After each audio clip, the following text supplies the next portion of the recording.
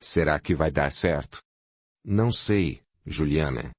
Vamos tentar, pois não podemos perder muito tempo, sob pena de nossos protegidos perderem o contato conosco, tornando mais difíceis tanto sua recuperação como a possibilidade de levá-los para a colônia. Você sabe muito bem que uma residência familiar não é o lugar adequado para fazermos esse tipo de evocação. Sei disso, Juliana. O melhor lugar é uma casa espírita, mas não podemos perder uma oportunidade como esta. A moça concordou com a cabeça, depois perguntou: como você pensa em fazer a evocação? Usando os nossos intermediários, Roberto e Lúcia Maria. Vamos tentar. Tomás postou-se atrás de Roberto e, colocando sua mão em um lugar previamente estudado, falou através do médico.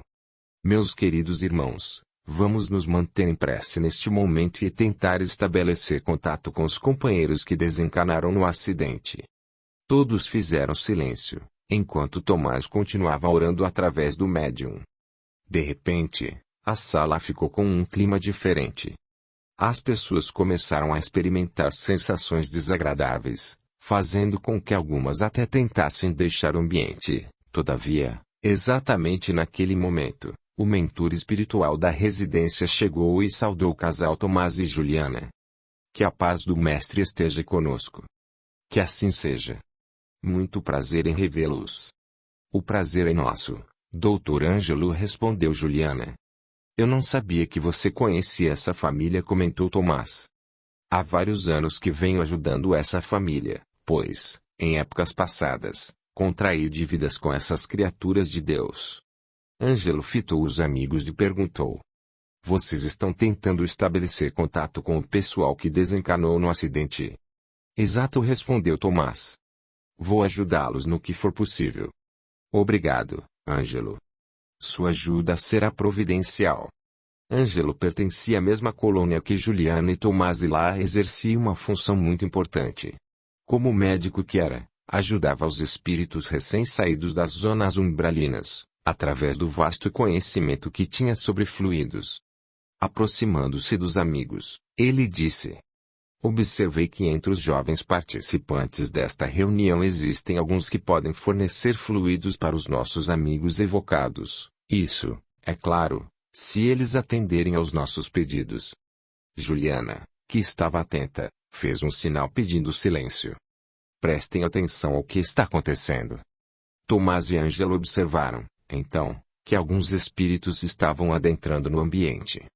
Roberto continuava em prece. Tomás falou, cauteloso: vamos prestar atenção ao desenrolar dos fatos e tentar encontrar um meio de ajudá-los. Os espíritos que haviam chegado estavam assustados diante da luz que protegia o lugar. O espírito Dr. Ângelo fitou os amigos e falou: temos presentes vários irmãos que desencarnaram no acidente. Eles estão tão perturbados que não sabem o que está acontecendo. Juliana chorava. O que houve, amiga? Perguntou Tomás. Vejo o estado dos nossos queridos irmãos. Sofro tanto em ver essas criaturas que deixaram a colônia espiritual otimistas, com vários projetos e atividades que desenvolveriam para continuar sua evolução. E agora estamos presenciando uma cena horrível. Eles se parecem mais com animais do que com seres humanos. Tomás e Ângelo ficaram em silêncio. Tomás olhava demoradamente para determinada moça. Após alguns minutos, ele disse: aquela menina é Rosa Maria. Meu Deus, o aspecto dela transformou-se a tal ponto que ela se parece mais com um monstro. Juliana observou um garoto quase nu, com ar de louco. Você já reconheceu Joel? Já. Ângelo falou, calmamente. Meus amigos, vamos começar a agir enquanto o ambiente favorável nos mantém aqui. Tomás, por favor, solicite que Lúcia Maria descreva o que está vendo. Tomás, que continuava ligado à mente de Dr. Roberto, fez com que ele perguntasse à moça: minha querida irmã Lúcia, por favor, conte-nos o que você está observando neste momento. A moça, como se estivesse hipnotizada, respondeu, chorando: pessoal, o que estou vendo é tão chocante, que não sei se vale a pena descrever. Marijane pediu: Lúcia, querida, Se realmente você está vendo alguma coisa, por favor, nos informe. Esta reunião é feita com o objetivo de ajudar nossos companheiros, isto é, se existir mesmo vida após esta vida. Estou vendo, em estado lastimável, alguns dos nossos irmãos mortos no acidente. Lúcia, diga o nome das pessoas que você está vendo, pediu Armando. Vejo Joel, Rosa Maria, Paulinho, Edson, Manhoso, duas moças que não conhecem um rapaz amparado por uma pessoa de aspecto bom. Quando ouviu falar em Paulinho, Maria Jane começou a chorar. Armando também chorava e soluçava, dizendo: Meu irmão Paulinho, perdoe-me as brincadeiras que eu fazia com você. Edson, em estado lastimável, aproximou-se de Lúcia Maria e falou: Olá, pessoal. Não fiquem preocupados. Estamos numa boa. Lúcia Maria, ao ouvir o irmão Edson e observar a situação precária em que o jovem se encontrava, também começou a chorar. O restante dos jovens encarnados mantinha-se quieto. Dr. Ângelo disse para os amigos: Vamos aproveitar o transe mediúnico do Dr. Roberto para esclarecer os irmãos sofredores e tentar levá-los para a colônia. Tomás se preparou e passou a mensagem que Dr. Roberto deveria transmitir àqueles jovens infelizes. Meus irmãos, vocês estão observando que nesta sala está reunida a maioria dos nossos amigos, principalmente os que conviviam conosco diariamente. Tomás fez uma pequena pausa, depois continuou falando através do médium. Rosa Maria, minha filha, estou feliz em vê-la, porém, você já não pertence a este mundo material. Você precisa pôr em prática os conhecimentos sobre a vida após a morte que adquiriu em sua religião. Lembre-se, querida, que sempre conversávamos sobre o espiritismo. Juliana aproveitou o momento propício e abraçou Rosa, levando até onde se encontrava Lúcia, estabelecendo uma conexão mediúnica entre elas, conhecida no meio espírita como mediunidade de psicofonia. Lúcia começou a chorar. Rosa havia conseguido estabelecer contato com aquela moça. Ela, além de chorar, passou a lamentar-se. Papai, estou muito doente. Você precisa me curar. Estou com muita febre, dores no corpo inteiro e já não suporto mais tanto sofrimento. Minha filha, vou ajudá-la, não se preocupe. Pelo amor de Deus, pai, ajude-me. Jamais pensei que um dia sofreria tanto. Quando Rosa Maria falou em nome de Deus, apareceu na sala uma equipe formada por 5 pessoas. Seus componentes se movimentavam tentando ajudar todos os espíritos sofredores que se encontravam ali. Rosa Maria estava encolhida, repetindo sempre: Meu Deus, ajude-nos. Perdoe-nos a ignorância. O pedido humilde e sincero da moça foi suficiente para que os espíritos socorristas, com a ajuda de Dr. Ângelo, conseguissem fazer uma transfusão de fluidos dos encarnados para os desencarnados necessitados. Após essa operação, todos os sofredores foram envolvidos pela equipe de socorro e conduzidos à colônia espiritual. Tomás, então, desligou-se de Roberto e observou que os presentes estavam em silêncio. A maioria dos jovens estava com medo, ao passo que Roberto e Marcondes meditavam a respeito do ocorrido. Tomás procurou pelo espírito Ângelo e não o viu mais, pois ele havia acompanhado os jovens desencarnados até a colônia espiritual. Juliana mantinha-se pensativa, quando o amigo a abraçou e a convidou para voltarem à colônia, onde continuariam com o trabalho iniciado naquela simples reunião de jovens. Os 2 médicos, Roberto e Marcondes, permaneciam em silêncio. A reunião terminou sem maiores comentários, já que os participantes estavam recolhidos em seus próprios pensamentos. Marijane aproximou-se de Roberto e perguntou: Doutor, o senhor está bem? Estou. Graças a Deus. Fiquei muito preocupada com o senhor. Por quê? Notei que o senhor estava diferente, falando como se estivesse vendo o pessoal que morreu no acidente. Lúcia. Creio que ela os viu mesmo, pois até falou o nome deles, inclusive o do Paulinho. Lúcia, que se mantinha sentada no mesmo lugar, ainda impressionada com o que observara, completou o raciocínio de Marie, dizendo: Nunca vi nada parecido durante toda a minha vida. A moça tomou um pouco d'água e completou. Eles apresentavam um aspecto horrível. Todos estavam ensanguentados, esfarrapados, esquálidos. Joel ria como um dementado, porém o que mais me chamou a atenção foi um rapaz que estava amparado por uma senhora de feição bondosa. Roberto puxou um lenço do bolso e enxugou as lágrimas que teimavam em descer por seu rosto. Lúcia pôs a mão no ombro do médico e disse: "Não fique assim, doutor, pois Rosa Maria, apesar de muito doente, parece-me que estava consciente. Estou feliz por isso, minha filha. Rosa foi para um lugar onde certamente fará um tratamento. Eu estou chorando porque você não citou o nome de meu filho Roberto." Realmente não me veio à mente o nome Roberto. Eu vi todo o pessoal que o descrevi, e havia uma segunda pessoa comigo que me ajudou a informar o que estava se passando com eles, inclusive seus nomes. Marcondes pigarreou e perguntou: "Moça, você conheceu o Albertinho, meu filho?" "Não, doutor." "Você sabe o nome da pessoa que estava amparada por uma senhora, o rapaz que lhe chamou a atenção?"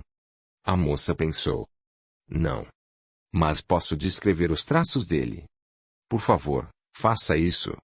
À medida que Lúcia descrevia os traços fisionômicos do jovem, Marcondes chorava. Marijane abraçou o médico e perguntou: "Era o Albertinho?"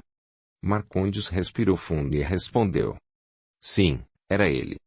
Graças a Deus que ele já havia sido socorrido. Vou agora mesmo contar à mãe dele." Doutor Roberto pensava: "Por onde você anda, meu filho?" O espírito Roberto estava abraçado ao médico, completamente descontrolado, falando: "Estou aqui, velho. Não cai naquela armadilha que vocês armaram para os meus amigos. Ainda temos muito o que conversar." O médico começou a tremer, experimentando uma sensação muito esquisita. Lúcia Maria viu o rapaz abraçado ao pai. O estado do jovem era pior do que o dos amigos que tinham sido socorridos. Ela convidou os presentes: "Vamos fazer uma prece. Estou vendo um moço agarrado ao Dr. Roberto." Todos começaram a orar em silêncio. Lúcia viu então um senhor de ótimo aspecto aproximar-se, pousar uma das mãos no ombro do rapaz e dizer: "Vamos, meu filho, deixe seu pai descansar." A partir desse momento, Dr. Roberto foi se acalmando e assumindo o controle de suas ações. Lúcia, Marijane, Dr. Roberto e Dr. Marcondes levantaram-se e foram se dispersando rumo a seus lares. Marcondes foi diretamente para o hospital, onde sua esposa estava de plantão, e narrou o ocorrido na reunião, principalmente o que presenciara a respeito do filho, Albertinho. Ellen começou a chorar e, segurando nas mãos do marido, disse: "Marcondes, eu sabia que o nosso filho estava sendo ajudado por alguém. Ele era um menino bom. Sabe, Ellen, estou muito feliz por saber que Albertinho não morreu e foi conduzido para um lugar adequado para fazer um tratamento. Vamos continuar fazendo nossas preces para todos os que desencarnaram tragicamente. Marcondes, de uns tempos para cá venho pensando numa coisa que sei que é muito importante para você." "Fale, querida." "Estou planejando frequentar um centro espírita. Pretendo aprender mais sobre essa doutrina." "Ótimo, meu amor. Vamos procurar uma instituição espírita que seja bem orientada e que pratique o verdadeiro espiritismo codificado por Allan Kardec." "Combinado. Depois conversaremos com mais calma." A médica deu um beijo no marido e assim eles se despediram. Enquanto isso, Dr. Roberto chegou em casa e foi para o seu quarto, pensando em tudo o que ocorrera na residência de Marijane. Estava quieto em sua cadeira predileta, quando ouviu a esposa falar: "O que está acontecendo, Roberto? Parece que você viu alma do outro mundo." "Yolanda, sei que você está falando isso com ironia, mas hoje realmente aconteceram coisas incríveis na reunião de que participei." Roberto passou a narrar os acontecimentos verificados na reunião, não se esquecendo de mencionar a situação em que se encontrava o filho do casal. Após ouvir a narrativa do marido, Yolanda levantou-se e começou a andar pelo quarto. Roberto perguntou: "O que foi, querida? De repente você ficou inquieta." A mulher parou em frente ao marido e disse: Roberto, sugiro que você procure um bom psiquiatra, pois o que me contou são coisas de pessoas à beira da loucura. O médico baixou a cabeça, depois se retirou do quarto rumo à sala de visitas, onde se sentou no sofá, pensando: que pena. Ela não acredita em mim e acha que estou ficando louco. No dia seguinte, a notícia do que havia acontecido na reunião já se propagara. Lúcia estava cansada de atender ao telefone para detalhar o que havia visto. Na residência de Maria e Jane também não paravam de chegar pessoas, principalmente familiares e amigos dos jovens desencanados, querendo saber as novidades. Dr. Roberto optou por sair da cidade, refugiando-se em sua casa de campo e pedindo à esposa que não revelasse seu destino a ninguém. Enfim, todos os participantes daquela reunião eram assediados por pessoas que desejavam saber o que realmente os amigos e parentes desencanados haviam falado. Cristina, mãe de Joel, correu até a residência de Lúcia Maria para saber mais detalhes, na esperança de descobrir algo sobre o filho. A jovem a recebeu carinhosamente e elas começaram a conversar sobre a comentada reunião. Após alguns minutos, Josiane, mãe de Lúcia e de Edson, informou a filha que Sr. Juliano e esposa queriam falar com ela. Lúcia recebeu também os pais de Diana e Clarice, desencanadas na fatídica tragédia, com a mesma cordialidade. Após os cumprimentos de praxe, Cristina perguntou: Vocês vieram saber notícias das meninas? Carmen olhou timidamente para o marido e este lhe fez um sinal afirmativo com a cabeça, afinal não tinham do que se envergonhar. Ela então respondeu: Não queremos incomodar Lúcia, mas precisamos saber se, nessa reunião, nossas filhas estavam junto com os amigos. Lúcia Maria ficou em silêncio. Depois respondeu à pergunta daquela mãe aflita: Dona Carmen, eu vi duas moças, mas não sei se eram as filhas de vocês. Por favor, Lúcia, descreva como eram essas moças. Pediu Carmen, em tom de súplica. À medida que Lúcia descrevia as características físicas das meninas, Juliano mais se aproximava da esposa, por fim abraçou-se a ela e ambos choraram.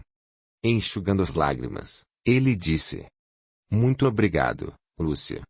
As crianças que você descreveu são as nossas filhas Diana e Clarice. Entre lágrimas, Carmen abraçou Lúcia Maria e também agradeceu. Muito obrigada, Lúcia. Você não sabe o alívio que estamos sentindo em saber notícias de nossas filhas. Agora temos certeza de que elas estão vivas. Cristina permanecia calada. Lúcia intuiu que a psicóloga estava temerosa de fazer alguma pergunta relativa a seu filho Joel. Decidiu, então, falar sobre o rapaz, antes que ela perguntasse. Doutora Cristina, seu filho estava presente. O aspecto dele não era dos melhores, todavia, fique descansada, pois a equipe de socorro espiritual também o levou para lugares que ainda não conseguimos entender direito. Cristina continuou calada, soluçando por algum tempo. Depois disse: Obrigada, meu Deus, por meu filho ter sido acolhido por seus mensageiros. Não sei como agradecer ao Senhor. Bastante emocionada, a psicóloga aproximou-se de Lúcia Maria e, segurando as mãos da jovem entre as suas, disse: Muito obrigada, minha filha. Você não sabe como me sinto neste momento. Estou muito feliz em saber que meu filho foi socorrido pelos espíritos do bem. Capítulo 7. Emergência. Para ver todas as partes de um audiolivro, entre no canal, e clique em Playlist, ou Vídeos. Na colônia espiritual Luz Eterna, Dr. Ângelo procurou imediatamente Dr. Antônio do Carmo, diretor da Casa de Misericórdia, Deus e Amor, e relatou tudo o que havia acontecido por ocasião do resgate dos jovens desencanados naquele acidente. O venerável médico Antônio do Carmo se manteve impassível durante a narração do amigo, mas logo depois começou a andar por seu pequeno gabinete, pensativo. Dr. Ângelo ficou em silêncio. Ele sabia que o diretor daquele nosocomio espiritual estava sofrendo muito, pois conhecia a grandeza de seu coração bondoso, caridoso e sempre preocupado com o bem-estar da humanidade. Após meditar, Antônio do Carmo perguntou: Que providências você tomou em relação aos nossos queridos irmãos? Eles foram acomodados no setor de emergência. Que tratamento estão recebendo? Coloquei-os no cubo 5. Resgatamos 8 deles. Estes estão passando pelos primeiros socorros. A sonoterapia. Cubo era um nome designado para cada apartamento, com capacidade para abrigar 10 pessoas em estado crítico. Antônio do Carmo determinou.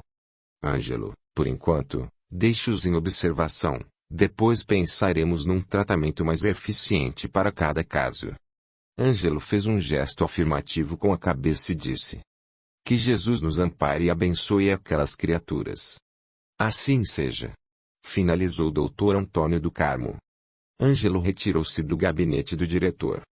No corredor, os amigos Tomás e Juliano o esperavam.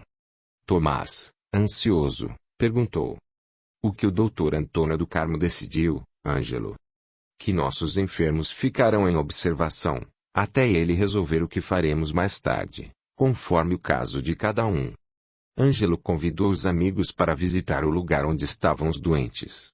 O cubo era um quarto de tamanho médio, com 10 camas instaladas em pequenas divisórias, parecidas com gavetas.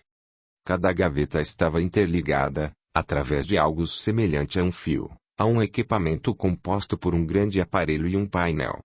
O equipamento ficava localizado numa sala de onde se podia observar o painel que controlava o desenvolvimento geral de cada espírito que se encontrava em estado de sono provocado. O painel estava equipado com pequenas lâmpadas coloridas e numeradas. As cores variavam entre branco, azul, amarelo e vermelho. Cada número correspondia à câmara em que o paciente se encontrava em tratamento. O branco indicava que a situação do doente era estável. O azul mostrava que estava havendo alguma alteração positiva. O amarelo alertava para algum problema negativo no paciente. O vermelho indicava alarme e que o doente estava precisando de assistência imediata. O cubo também tinha uma pequena antessala, da qual o enfermeiro de plantão ficava vigiando os enfermos e observando o estranho aparelho. Os amigos entraram na diminuta antessala e saudaram a enfermeira que estava de plantão naquele dia. Olá, Beatriz. Como os nossos doentes estão passando?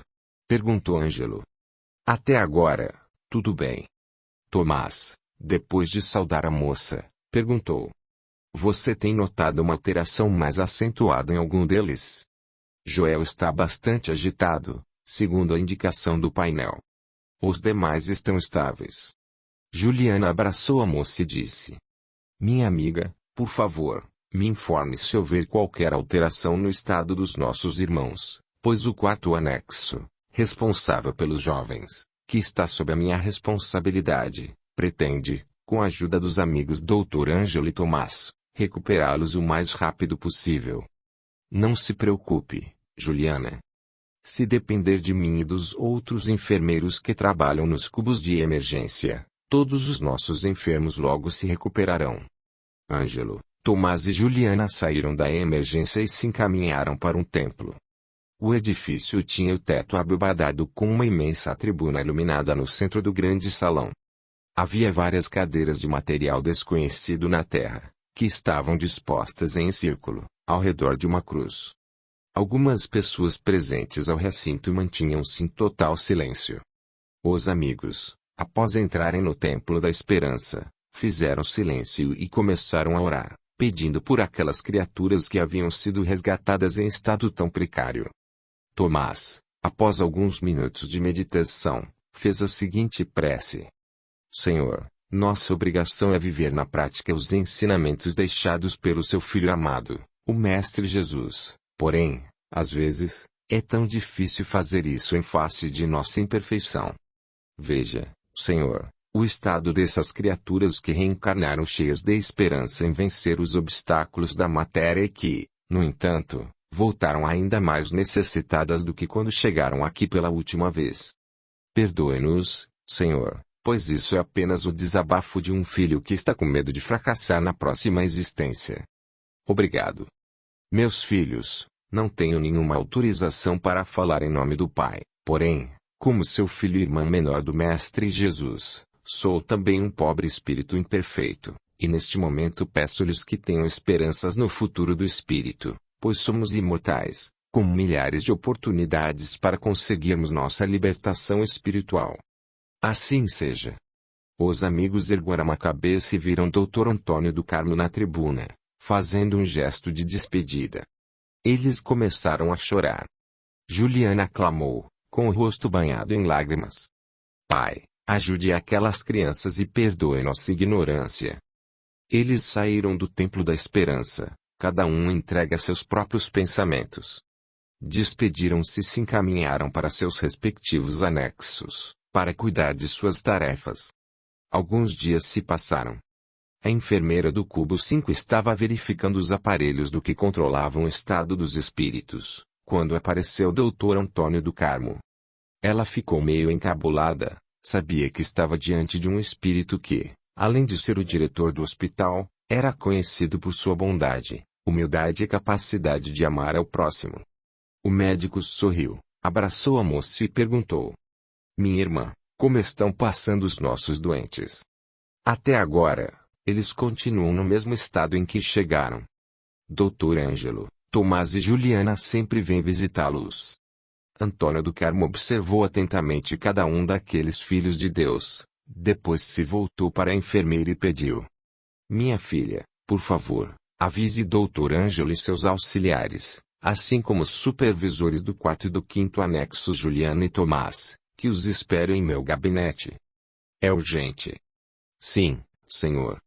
Dr. Ângelo e seus auxiliares, Dr. Neto, os enfermeiros Natan e Lígia, todos especializados em fluidos, acompanhados pelos supervisores do 4º e do 5º anexos, assim que receberam o chamado do diretor do hospital, foram imediatamente ter com ele. Ângelo bateu de leve à porta do gabinete do médico, esperando o convite para entrar. Dr. Antônio do Carmo estava meditando, possivelmente conversando com seus superiores de mundos mais adiantados, quando levantou a cabeça e disse: Meus filhos, entrem e se acomodem. Nosso assunto é um pouco longo. Todos entraram e ficaram em pé, fazendo um semicírculo. O diretor permaneceu em silêncio por alguns segundos e em seguida começou a falar, com sua calma habitual. Visitei o Cubo 5 e verifiquei que os irmãos internados naquele núcleo de urgência intensiva necessitam de uma depuração fluídica para a recuperação do corpo espiritual. Dr. Ângelo disse: Nós estávamos esperando pela sua decisão. Ângelo, nossa irmã Rosa Maria deve, ainda hoje, ser transferida para uma enfermaria na qual receberá um tratamento normal, principalmente nos ferimentos causados pelo acidente. Ela não precisa passar pelo mesmo tratamento que os outros internos do Cubo 5. O médico fechou os olhos e depois continuou: Quanto ao nosso irmão Alberto, ele deve passar pela depuração com brevidade e depois ser, também, encaminhado para uma enfermaria para os procedimentos idênticos ao da nossa irmã Rosa Maria. O médico fitou seus auxiliares e completou suas determinações. Quanto ao restante, eles devem ficar por tempo indeterminado no 8º anexo, responsável pela recuperação energética, até segunda ordem. Alguma dúvida, meus irmãos? Todos responderam em uníssono: Não, Senhor. Que a paz do Mestre Jesus os acompanhe. Assim seja. Todos deixaram o ambiente. Pensativo, Dr. Neto perguntou: Será que Dr. Antônio do Carmo classificou os pacientes do Cubo 5? Tomás sorriu e respondeu: Claro, meu irmão. Rosa Maria desencarnou com o organismo e a mente desintoxicados. Alberto deve passar somente um breve período no setor de recuperação energética, tendo em vista que ainda não havia se viciado em substâncias químicas.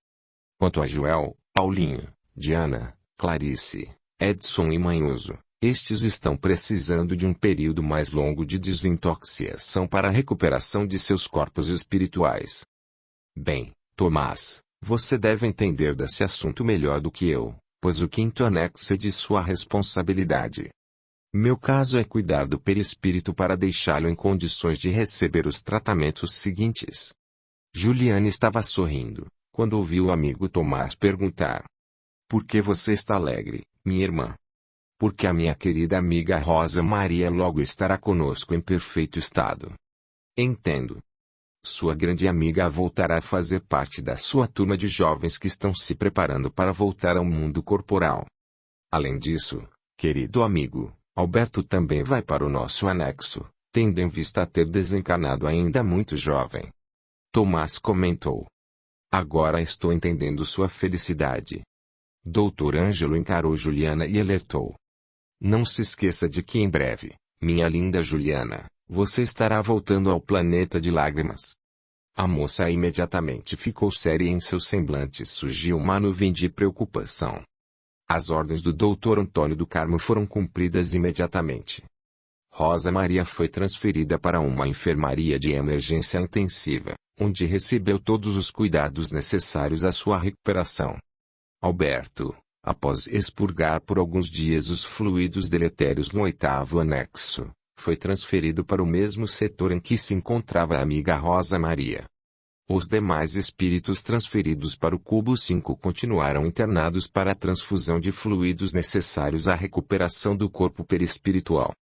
Dr. Ângelo, supervisor do 8º anexo, juntamente com seus auxiliares, principalmente com Dr. Neto, trabalhava sem cessar, desintoxicando aquelas criaturas que haviam bombardeado seus vestuários materiais com venenos de todos os tipos, desde má alimentação até uso de entorpecentes variados introduzidos no organismo físico-material, causando danos terríveis ao corpo espiritual. O sofrimento dos espíritos internados naquele setor era indescritível, sendo que todos eram viciados em alguma substância química ou apegados a algo, como bens, dinheiro, pessoas, ou haviam infringido as leis de Deus com sentimentos egoístas, vingança, ódio e ciúme, transformando a mente perispiritual num gerador de energias venenosas que atrapalhavam o progresso e a libertação espiritual. Ângelo e Neto conversavam. Ângelo, é difícil entender que o homem não tenha noção do mal que causa seu corpo físico e, consequentemente, a seu espírito, alimentando-se de venenos, submetendo-se a esse estado caótico. Ângelo estava sentado, observando, através de um aparelho, um dos pacientes daquele setor. Ele levantou-se e, fitando o amigo, disse: Neto, não se esqueça de que Allan Kardec informa que nós vivemos em mundos inferiores. Isso quer dizer que somos espíritos imperfeitos e que, às vezes, apesar de sabermos que estamos seguindo o caminho errado, não temos coragem de nos desviar, tendo em vista que os laços que nos prendem à matéria são o maior obstáculo a ser vencido quando estamos encarnados. Neto fez um gesto com a cabeça, apontando um líquido preto viscoso que corria num tubo transparente ligado a um dos espíritos, e disse: Esse irmão está aqui há mais de 5 anos e até agora não parou de expurgar o veneno que escorre por aquele tubo. O médico passou a mão no rosto e continuou: Você me convidou para trabalhar neste setor há mais de 10 anos e ainda não consigo me acostumar com o sofrimento de alguns irmãos que estão nessas câmaras.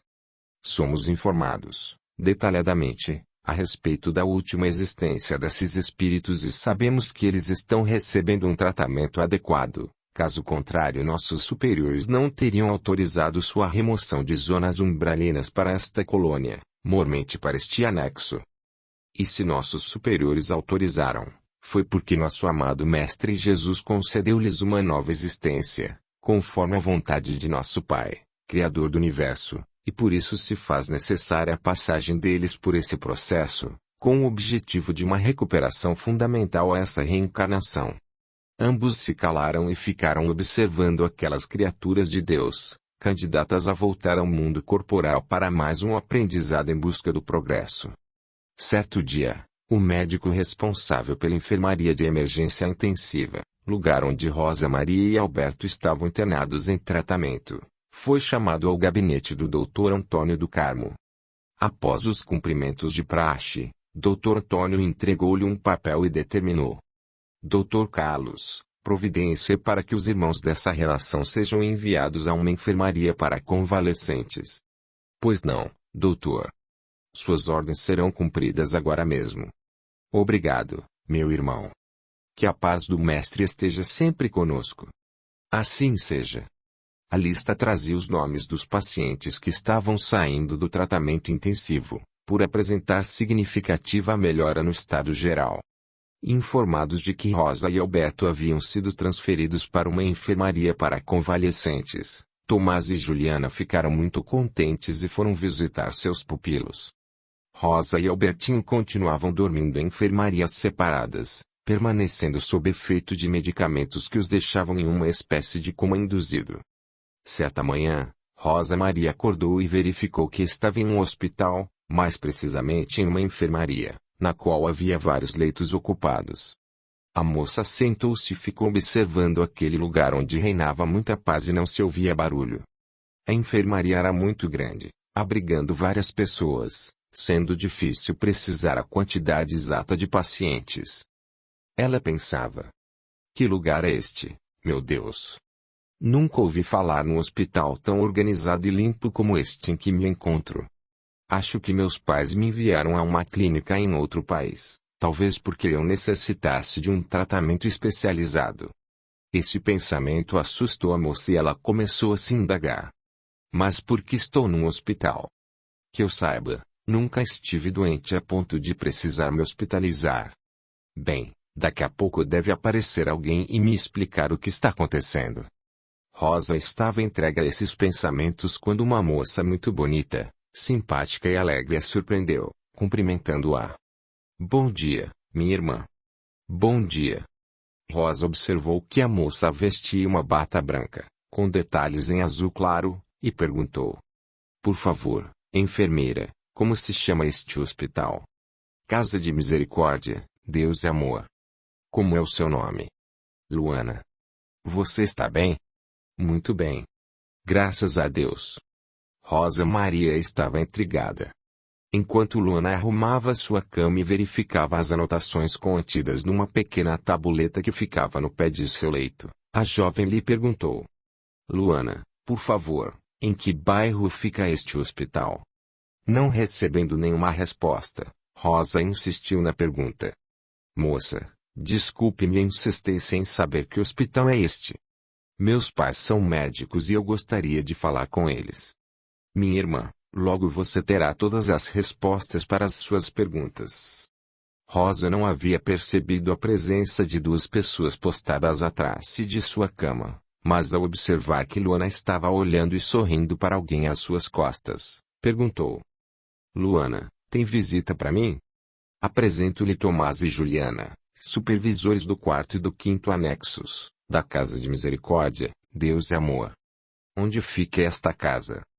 Tomás e Juliana aproximaram-se do leito e olharam bondosamente para Rosa Maria.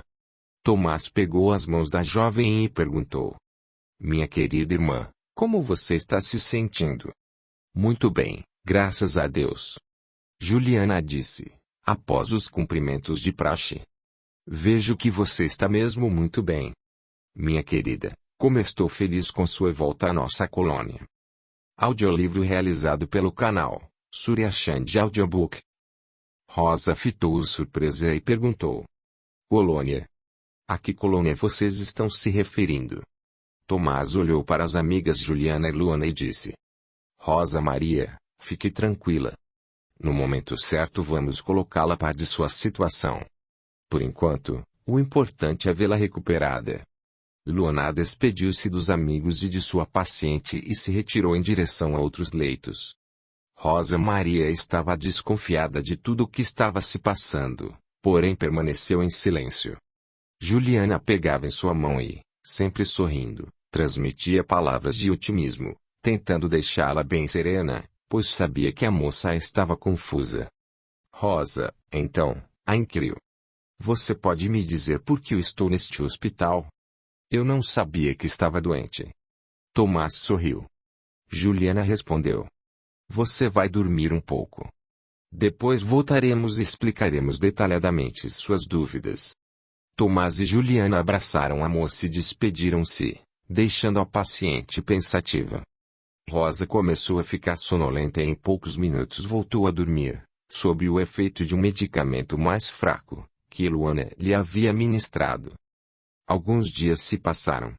Alberto abriu os olhos e ficou olhando para o teto daquele lugar desconhecido, Sentou-se na cama e, surpreso, pensou: este lugar parece um hospital.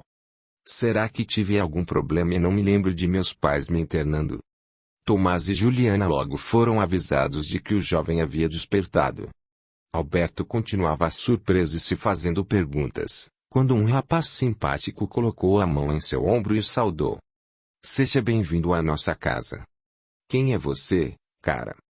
Pode me chamar de Carlos. Sou médico. Doutor Carlos, o senhor conhece os meus pais? Já ouvi falar deles. Então, o senhor pode chamá-los para mim? Preciso falar com eles imediatamente. Alberto, tenha paciência. Você precisa de repouso. Depois chamaremos seus pais. Cara, posso saber o que aconteceu comigo?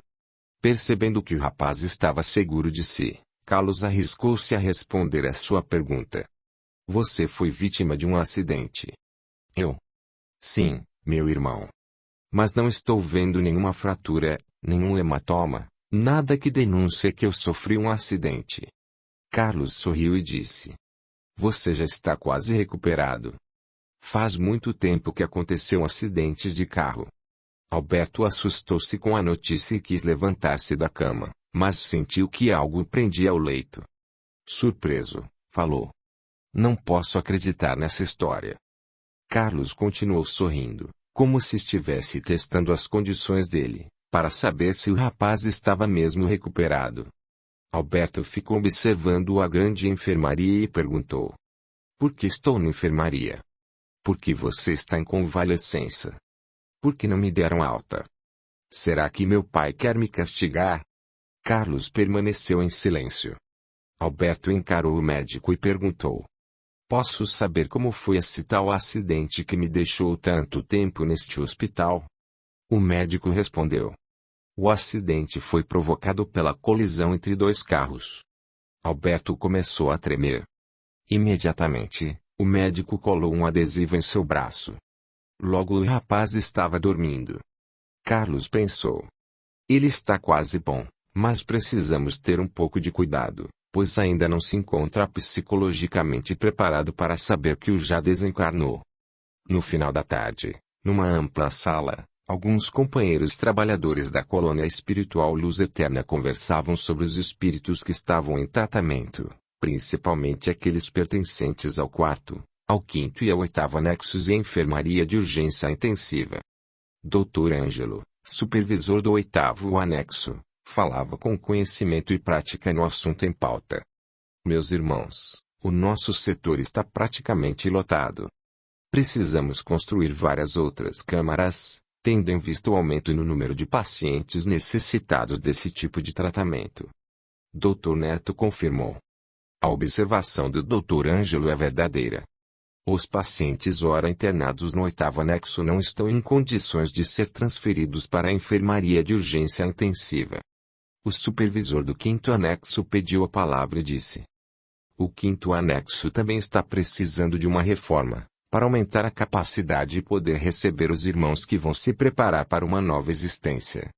Tomás, se não me engano, já foi providenciada a ampliação do seu anexo. É verdade, mas por enquanto essa ampliação não saiu do projeto. Juliana, com calma, falou: o meu setor não está apresentando problemas no momento. Tomás falou novamente: ora, Juliana, quando os pacientes chegam ao seu anexo, a maioria já está prestes a reencarnar, por se tratar de jovens que, com exceção de alguns, não necessitam de muito tempo para se recuperarem e, consequentemente, para mais um reencarne. Concordo, porém não se esqueçam de que muitos jovens candidatos à reencarnação são oriundos desta colônia. Não estou entendendo, minha irmã. Muitos, quando reencarnam e voltam antes do tempo, necessitam de cuidado muito mais delicado, pois, geralmente, os espíritos jovens de hoje foram os espíritos adultos de ontem, quando retornaram à vida corporal. Entendo.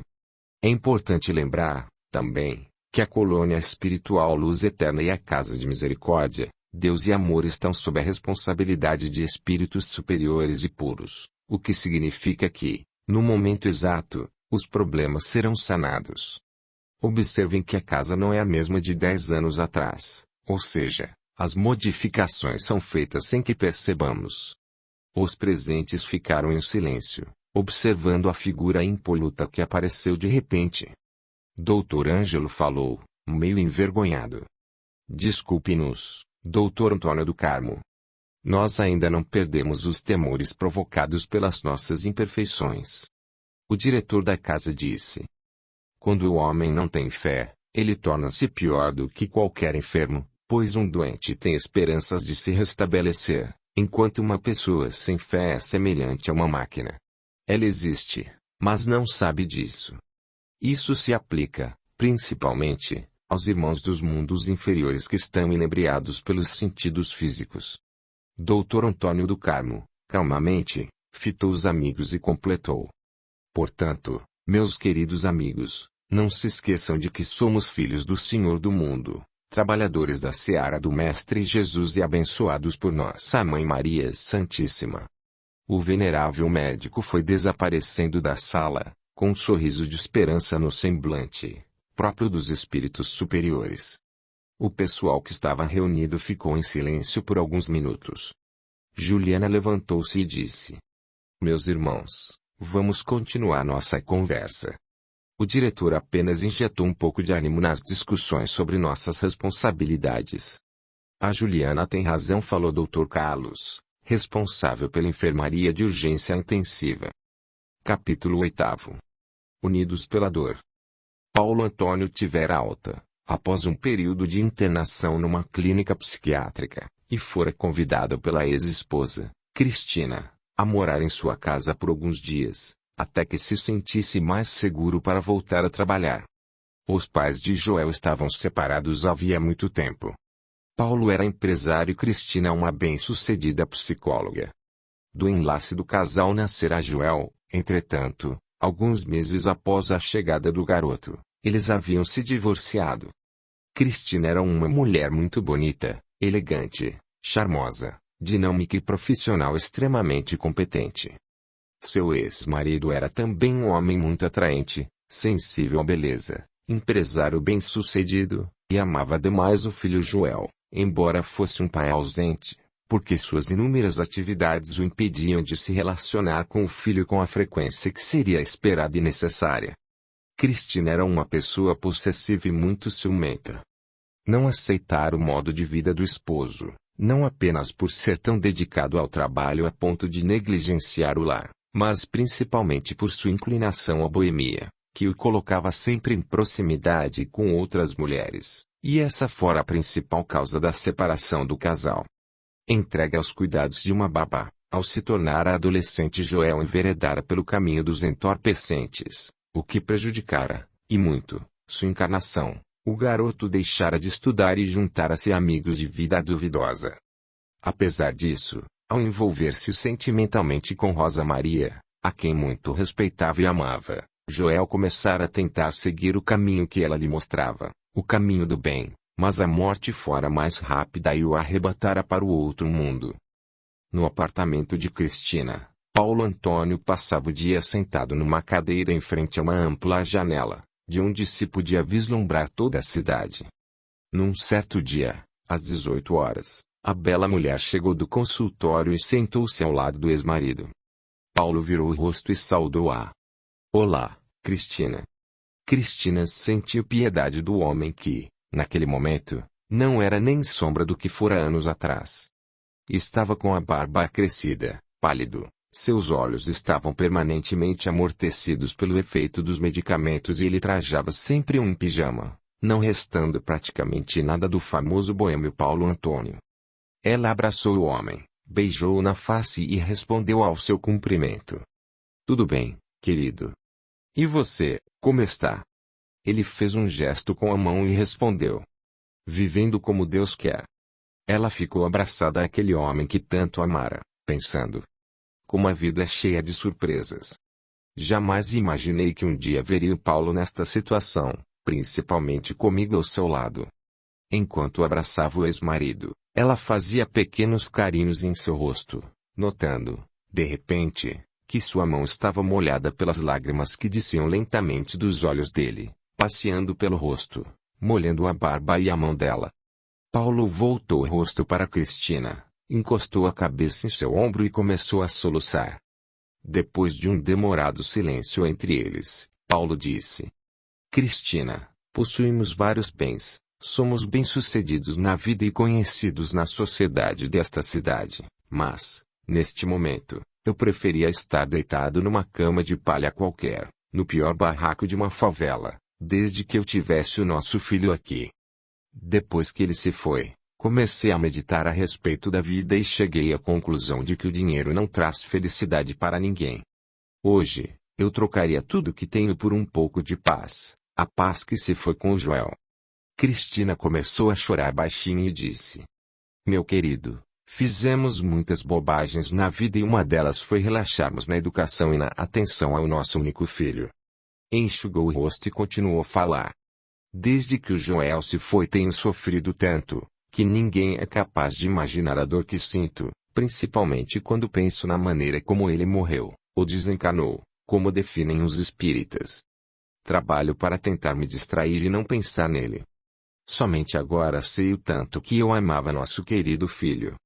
Paulo pegou a mão de Cristina e perguntou: Você se lembra de quando ficou grávida dele? Ora, se me lembro. No dia em que eu soube que estava grávida, fiquei tão feliz, que saí do consultório cantando, experimentando algo que jamais sentira. O ex-marido começou a rir. Do que você está rindo? De quando Joel estava nascendo. Por quê?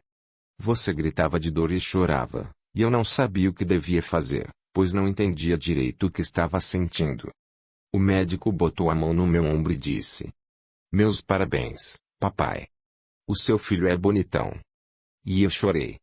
Chorei por saber que tinha um filho e porque, em breve, alguém me chamaria de pai.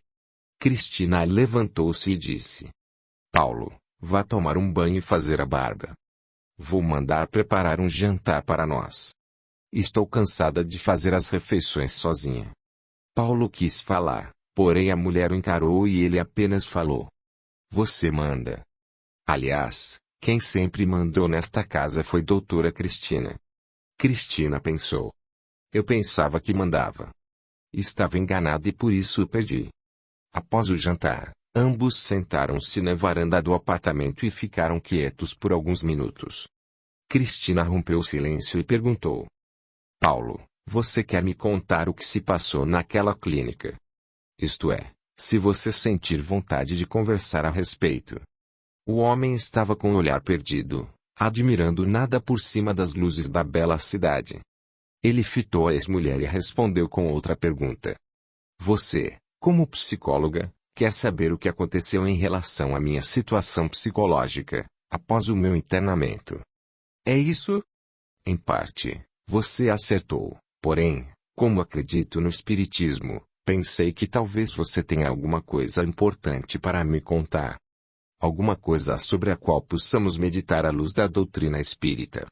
O homem levantou-se e começou a andar pela sala do apartamento. Pediu água à empregada e depois se sentou novamente, pensativo. Cristina respeitou o silêncio do ex-marido. Paulo, fitando as luzes da cidade, começou a falar. Quando fui internado, eu realmente estava praticamente louco, vendo o Joel quase todo dia, num estado horrível, para não dizer desesperador. Estava perdendo a razão, porque as alucinações eram tão nítidas, que eu parecia ver o meu filho vivo, e era difícil acreditar que ele havia morrido no acidente. Cristina se aproximou mais do homem, prestando a maior atenção àquele relato. Ela pediu: Continue, Paulo. Comecei a ficar com medo e não parava de chorar, porque aquela visão, acompanhada da dor que eu estava sentindo, deixava-me apavorado e, consequentemente, desequilibrado. Passei várias noites sem poder dormir. Mesmo medicado com doses fortíssimas de tranquilizantes e antidepressivos, eu continuava vendo meu filho em estado lastimável e nada podia fazer por ele. Ele fez silêncio, foi até o parapeito do terraço do apartamento, respirou fundo e depois voltou a sentar-se, continuando seu relato. Fiz inúmeros tratamentos com psicólogos, psiquiatras e outros profissionais dessa área, postos à disposição dos internos, porém nunca senti melhora alguma, a não ser um reequilíbrio mental através de calmantes e outros medicamentos. Cristina estava interessadíssima na história de Paulo Antônio e ansiosa para fazer perguntas. O homem notou seu estado e perguntou: "O que você tem? Parece ansiosa." "É verdade. Estou louca para lhe fazer uma pergunta." "E o que está esperando?"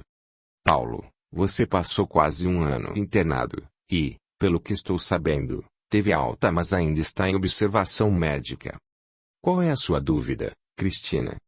Você está realmente bem?" O ex-companheiro pensou e respondeu com segurança: "Nunca estive doente. Meu raciocínio sempre funcionou normalmente e minhas crises estavam ligadas às aparições do Joel. Foi por falta de informação que eu sentia tanto medo de estar perdendo a razão. Você sabe muito bem que sempre fui sensível e choro por qualquer bobagem, porém, o que me deixou desconfiado da minha sanidade mental foi ver nitidamente o meu filho daquela maneira." "O que você quer dizer com isso?" "Que nunca precisei de tratamento psiquiátrico." "Não estou entendendo." "Cristina, além de Joel, eu via outras pessoas que morreram naquele acidente, como Rosa Maria e Roberto, a namorada e o amigo dele." Cristina se levantou, passou as mãos na roupa, como se elas estivessem suadas, e disse: "Vou até a cozinha beber água." "Ok." Enquanto bebia água, Cristina começou a pensar. Segundo o pouco que estudei até agora sobre a doutrina espírita, Paulo é médium, e por isso ele viu Joel e os companheiros que desencarnaram no acidente. Meu Deus, tenho que ajudá-lo a compreender o que se passa com ele. Ela voltou, então, para o pequeno terraço e ambos retomaram a conversa. Ela perguntou: "Quando você deixou de vê-los?" "Após alguns meses, não sei precisar quantos, as visões desapareceram, então comecei a melhorar e logo em seguida tive alta." "Você não viu mais o nosso filho?" "Não. Vejo ainda o Roberto, que me parece completamente perturbado." "Paulo, não foi o tratamento médico que o curou?" O homem pensou um pouco e depois respondeu: "Acho que não. Fui medicado por profissionais respeitáveis nessa área, e, pelo pouco que entendo de medicina, esses medicamentos surtiram efeito somente nos momentos em que eu estava agitado, não sentindo nenhuma melhora em meu estado psicológico, tendo em vista que continuo o mesmo desde que me internei naquela clínica, ou seja, normal." "Então você entende que os medicamentos surtiam efeito somente nos momentos de perturbação?" "Eu não estava perturbado nem em depressão. O meu problema era medo de algo que desconhecia." "O que você quer me dizer, Paulo Antônio?" O ex-marido fitou a bonita mulher e disparou: "A morte não existe. Eu vi, realmente, o nosso filho, assim como seus companheiros de infortúnio." A mulher levantou-se, surpresa e pálida com a resposta do ex-marido. Ele continuou olhando para ela e completou: "Vou deixar de tomar aqueles comprimidos que estão me fazendo mal, pois sinto que fico meio bobo quando os tomo, e bobo eu nunca fui." Ele fez uma pausa e em seguida pediu licença para ir dormir. Antes que ele se retirasse, ela perguntou: "Você acredita mesmo nisso que falou?" "Acredito." "Agora, você, como psicóloga, pode dizer que realmente estou maluco." Paulo Antônio levantou-se, beijou a mulher e disse: "Boa noite, Cristina." Após o ex-marido retirar-se, a mulher ainda permaneceu sentada, pensando em tudo que ouvira. Depois, recolheu-se em seus aposentos. Nenhum dos dois conseguiu dormir. As emoções tinham sido fortes demais para aquelas criaturas que tanto sofriam com a morte do filho e com a solidão em que viviam. No dia seguinte pela manhã, Cristina estava sentada à mesa do café, quando apareceu Paulo Antônio de banho tomado, penteado e bem vestido. Após os cumprimentos matinais, ela perguntou: "Vai sair, Paulo?" "Vou trabalhar, minha querida." "Chega de ficar de molho. Tenho certeza de que Joelzinho está em boas mãos, fazendo até um tratamento." Mais uma vez Cristina surpreendeu-se com aquele homem. Ela, então, perguntou: "O que lhe dá tanta certeza disso?" Na última vez em que o vi, dessa vez em sonho, ele me disse: Papai, tem um pessoal que quer me levar para um lugar onde receberei tratamento. Ele levantou-se, beijou a mulher e disse: Cristina, vou mandar limpar o meu apartamento e irei embora ainda nesta semana. Não quero mais incomodá-la. Retirou-se, então, da sala com passos decididos, deixando Cristina angustiada com aquela decisão. Ela pensou: Meu Deus, o que está acontecendo comigo? Cristina ligou em seu consultório e pediu à secretária que cancelasse todas as consultas, alegando uma indisposição. Em seguida pegou o carro e saiu em direção ao escritório de Paulo Antônio. Ali havia várias pessoas numa antessala querendo falar com ele.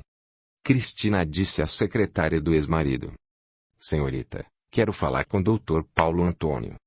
Senhora, desculpe-me, mas Dr. Paulo deu ordens para não ser incomodado. Ele está voltando ao trabalho hoje e tem vários assuntos pendentes esperando por sua decisão. Minha filha, como é o seu nome? Sônia, senhora.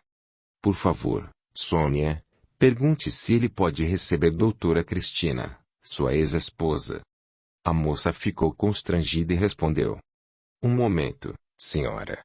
Depois voltou, dizendo: Por favor, a senhora pode entrar. Obrigada, Sônia. Paulo estava em pé quando Cristina entrou em sua sala. Ele foi ao seu encontro e beijou-lhe o rosto, dizendo: Que surpresa agradável. Por favor, sente-se.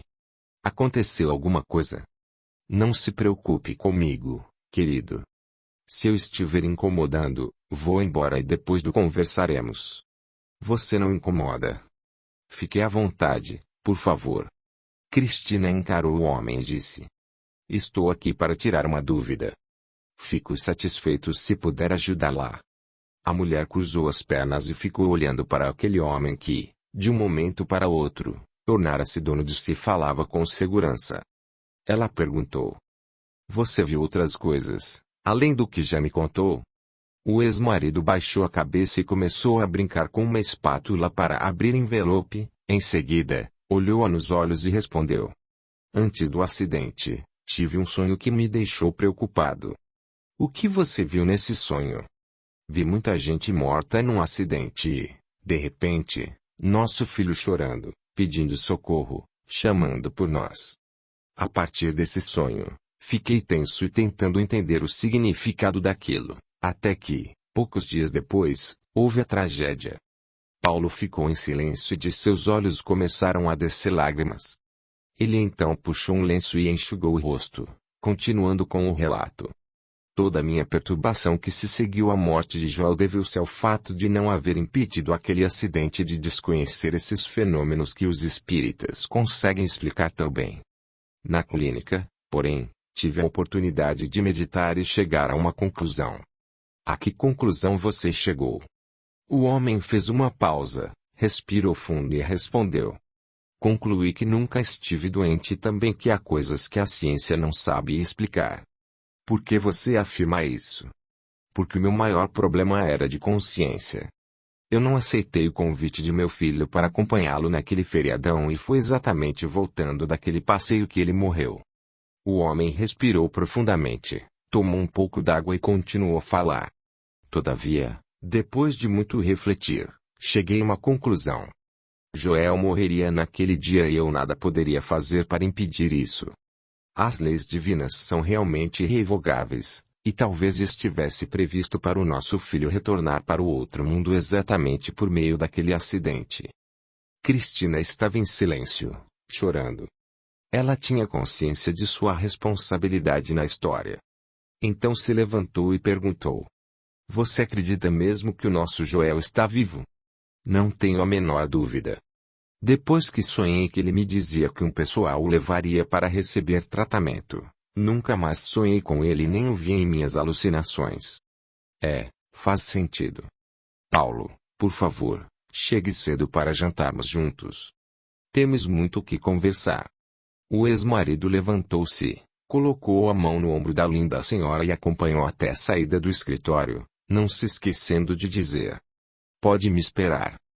Farei o possível para resolver um pouco desses problemas pendentes, para estar em sua casa ainda cedo. Ao sair do escritório do ex-marido, Cristina estava surpresa porque tinha sido tomada por um bem-estar que havia muito tempo não sentia. Estava feliz e ia cantando dentro do carro. Ela pensava: Paulo está mais centrado, maduro, e suas conversas são próprias de uma pessoa experiente, diferente de antigamente, que só conversava coisas supérfluas, que nada ensinavam. Meu Deus, por que estou pensando nisso? Ao chegar em casa, chamou a empregada e disse: Maria, por favor, vamos fazer uma faxina neste apartamento e depois prepararemos um jantar para dois. Patroa, quem vai acompanhá-la nesse jantar? Maria, você está ficando caduca. Só pode ser Paulo, esqueceu? A velha empregada sorriu. Cristina perguntou: Criatura, por que você está rindo? Nada, patroa. Esqueça o que perguntei. Maria, respeite-me. Ainda sou sua patroa. Sim, senhora, respondeu Maria, e saiu rindo. Cristina passou a tarde ansiosa. Quando a noite chegou, ela já estava de banho tomado e muito bem arrumada. Maria viu a patroa sorridente, tendo tirado do rosto aquele ar de tristeza. Cristina aproximou-se da empregada e perguntou: Maria, como estou? Não estou entendendo, patroa. Maria, estou bonita e elegante. Maria começou a rir. Do que você está rindo, Maria? A senhora parece a mesma mocinha que conheci quando ainda vivia com seus pais. Está linda. Doutor Paulo vai se apaixonar novamente pela senhora. Maria, quem lhe deu permissão para fazer esse comentário? A empregada retirou-se sem conseguir conter, novamente, o riso. Cristina ficou pensando: acho que estou ficando ridícula depois de velha. Aliás, não estou velha, pois não tenho nem 40 anos ainda e bem que percebo os olhares dos homens sobre mim. Mas por que estou pensando nisso? Só pelo fato de Paulo vir jantar comigo como nos velhos tempos. Estou ficando meio tonta. No final da tarde, Paulo chamou a secretária e disse: a partir de agora, não recebo mais ninguém. Desmarque qualquer reunião ou compromisso para hoje. Doutor, tem algumas pessoas que desejam falar com o senhor, se possível, ainda hoje. Paulo encarou a secretária e falou, sério: Sônia, você ouviu a ordem que acabei de lhe dar? Sim, senhor. Desculpe-me. Às 19 horas, Paulo chegou ao apartamento de Cristina e foi direto para o seu quarto. Tomou banho, babeou-se, vestiu uma roupa leve e elegante, perfumou-se, olhou-se no espelho e pensou: estou irresistível. Acho que o boêmio está voltando à praça. Cristina estava sentada num sofá da sala de visita, visivelmente nervosa, fingindo ler uma revista, quando viu Paulo Antônio aparecer no ambiente sorrindo. Ficou ainda mais nervosa e sem palavras, pois sua emoção era muito grande. Ela pensou: estou precisando de uma análise. Isso não é a reação de uma pessoa normal. Paulo Antônio aproximou-se da bela mulher e beijou sua face, fazendo-lhe um elogio. Você está linda. Parece aquela moça maravilhosa que me acompanhou ao altar. Paulo, tome cuidado. Agora acredito que você está recuperado. A prova disso é a sua maneira de olhar para uma mulher. Olhar para uma mulher é uma frase errada. E qual é a frase certa? Olhar para uma única mulher, que se chama Cristina. Você não tem jeito mesmo, mas estou vacinada contra seus ataques. Você acha que tentar conquistar a minha ex-esposa é tão mal assim? Cristina ficou calada, com o coração aos saltos, e nada respondeu. Ele sentou-se tranquilamente no outro sofá e, sorrindo, perguntou: como eu estou? Será que velho demais? Cristina ficou assustada com o pensamento que teve. Meu Deus, será que nunca deixei de amar esse homem? Isso só pode ser carência. Tenho que me dominar. E respondeu: você está muito bem. Vamos jantar? É um prazer jantar com você, como nos velhos tempos. Paulo, comporte-se como um adulto. O homem sorriu, levantou-se, Deu a mão à mulher e caminharam até a sala de jantar. O jantar transcorreu num clima de paz e muita alegria. Maria havia sido dispensada naquela noite. Após a refeição, ambos foram para o terraço do apartamento e começaram a conversar. Haviam bebido vinho e, portanto, estavam mais descontraídos. Cristina olhava as luzes da cidade. Seu apartamento ficava no 15º andar de um belo edifício, com vista para as largas avenidas que cortavam o bairro em que morava. Paulo Antônio estava em silêncio, com o olhar perdido no horizonte. Cristina olhou para ele e perguntou, a queima-roupa: "Você acredita mesmo no espiritismo?"